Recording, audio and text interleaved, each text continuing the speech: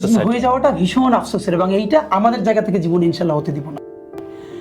আমি পাঞ্জাবি টুপি পরার কারণে যেই গ্লানির মধ্যে দিয়ে গেছি, একটা মেয়ে টি শার্ট পরবার কারণে যেন তার গ্লানির মধ্যে দিয়ে যাওয়া না লাগে।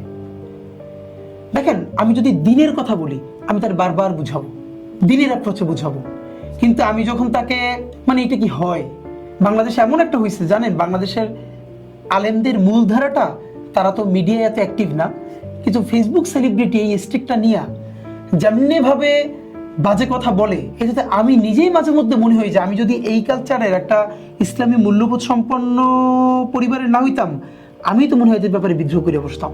মানে একটা দাড়ি, আপনার শুধু এটা বলি, আমাদের কনসার্টে 5 জনের একটা ব্যান্ড, বাংলাদেশ রেবেলস, এর মধ্যে যিনি লিড ভোকাল খেয়া আপু, এটা অনেকে কষ্ট নিবে, এরপরও বলি, খেয়া আপু আমার একটা স্ক্রিনশট পাঠাইলেন প্রোগ্রামের আগের দিন, যে বলে ভাইয়া আমি চাই না আমার কারণে আপনার ক্ষতি হোক, প্রোগ্রামটা লাগে বন্ধ করে দেন। দেখেন, কনসার্ট তো অনেকের পছন্দ হবে না, তাই না? যার পছন্দ হবে আসবে, যে হবে আসবে না। একটা ছেলে মাথায় টুপি আছে, মুখে দাঁড়িয়ে আছে, সে ওই আমি যে পোস্টার দিয়েছি এর মধ্যে তো একজন মেয়ে, বাকি দুপাশে 4 জন পুরুষ, এসে কমেন্ট করছে, একটা নারী 4টা পুরুষ, 4টায় মিলে একটারে টপাটপ টপাটপ টপাটপ। স্ক্রিনশটটা এখন আমার ফোনে আসছে। আমি বললাম যে এইগুলো এটা এত কঠিন, আমি বললাম আপু প্লিজ আপনি এগুলো পড়েন না, আপনি কালকে আসেন দেখেন কি হয়। এরপর তো অনেক লোক এসেছে, ভালো হয়েছে।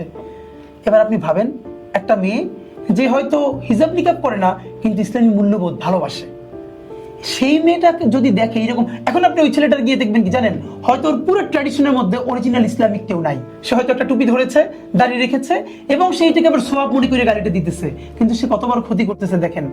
আজকে এই খেয়াপু যদি এটাকে পার্সোনালি নেয় এবং এই ছেলেটাকে পুরো একটা রিপ্রেজেন্টেশন হিসেবে নেয় আলেম সমাজের, তাহলে বাংলাদেশের ইসলাম, মুসলমান, আলেম সমাজের কাছে ব্যাপারে তার কি মনস্তত্ত্ব তৈরি হবে বলেন?